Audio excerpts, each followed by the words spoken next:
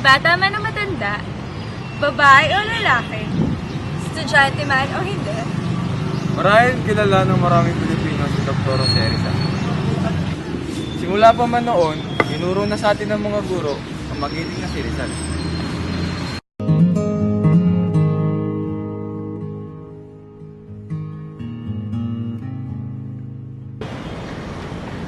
Rizal. Sino nga ba si Rizal?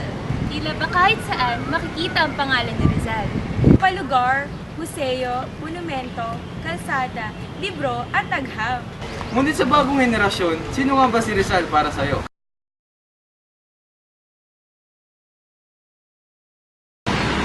Bilang isang grupo, nagtanong-tanong kami kung sino nga ba si Rizal para sa mga bagong niya.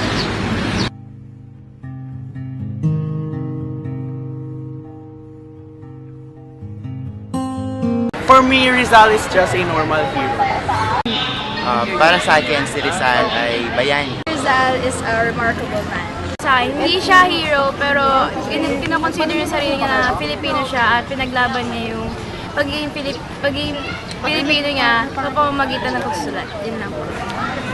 For me, Rizal is a kind of a hero, someone to look up to and someone to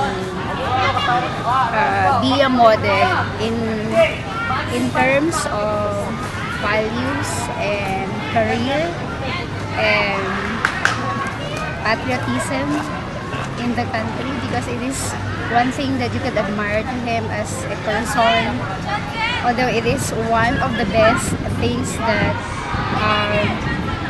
it could immediately influence the generation today.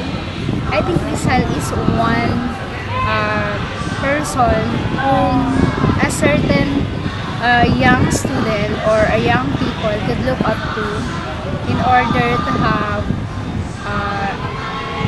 a certain basis in his life, that if you are being motivated and encouraged or nourished by your parents as someone who has a discipline at his younger age, will have a better life in the future. Sapat na ba ang ating kaalaman kung sino si Dr. Jose Rizal? Paano ba siya tinatag bilang isang bayani?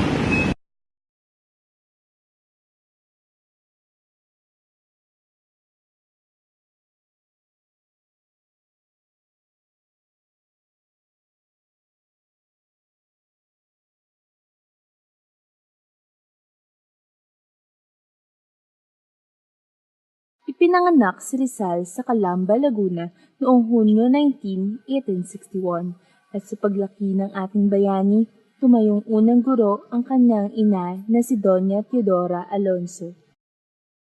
Nakapagtapos siya sa Ateneo de Manila ng Bachiller sa Agham.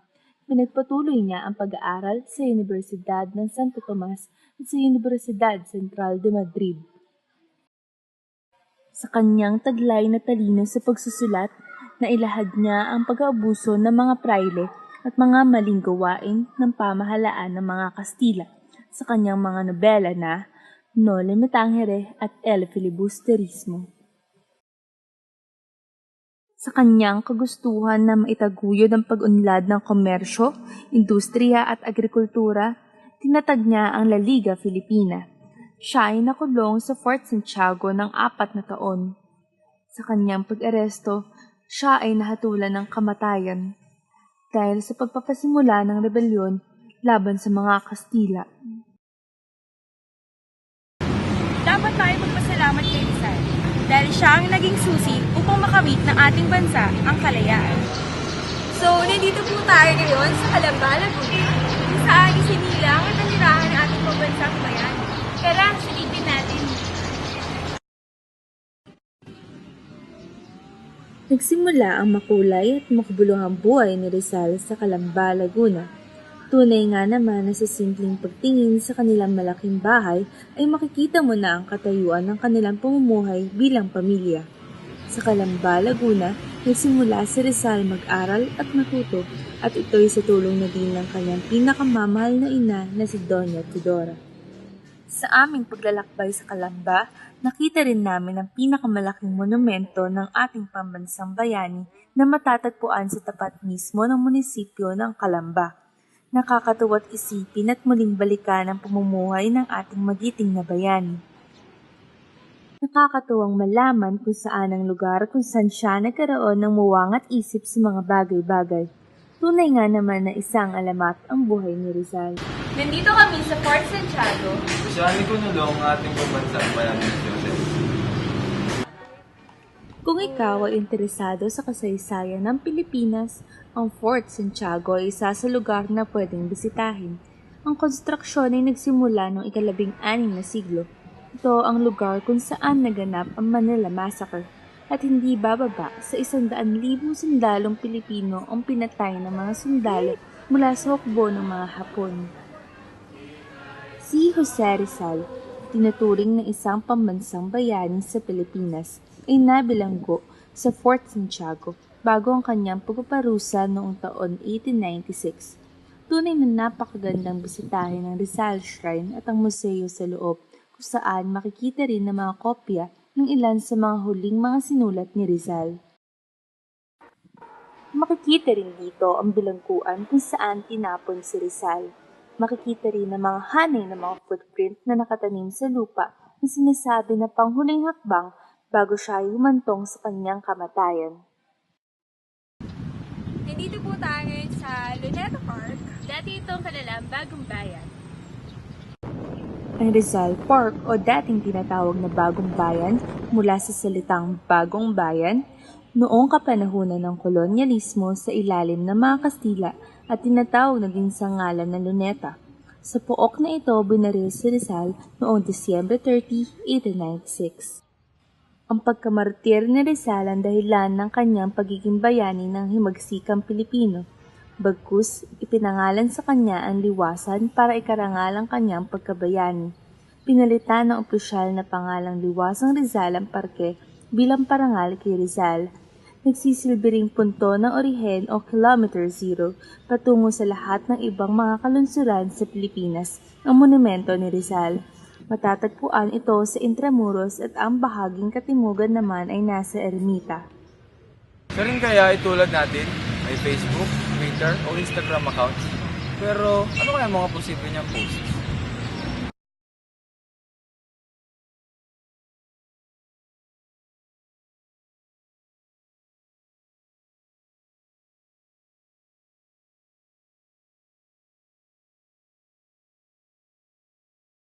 Tila ba'y nakakatuwang isipin kung ano ang mga pwedeng mangyari kung siya ay nabuhay sa ating henerasyon ngayon.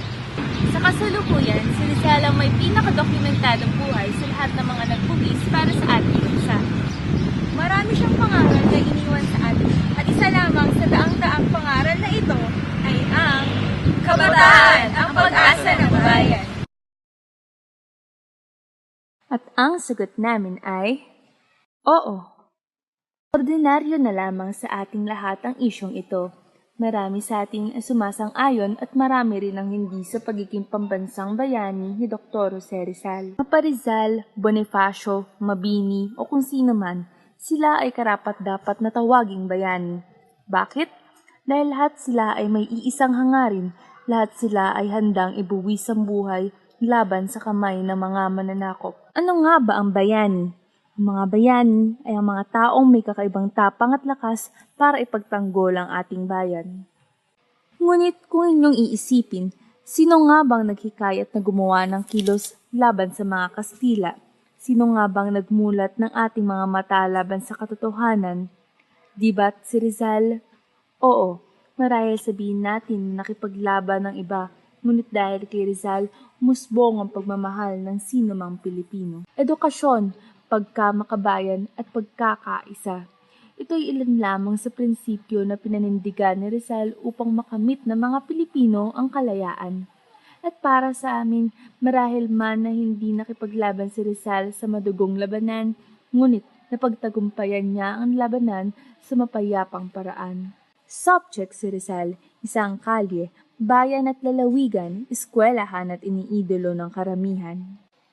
At para sa amin, si Rizal ang pambansang bayani ng Pilipinas. Hindi lang siya bayani, isa siyang kaisipan dahil si Rizal ang unang nag-isip para sa ating bayan. Kung ating iisipin, Marahil kung walang Rizal ay wala rin kalayaan. At kung wala si Rizal, marahil walang matatag na Pilipinas.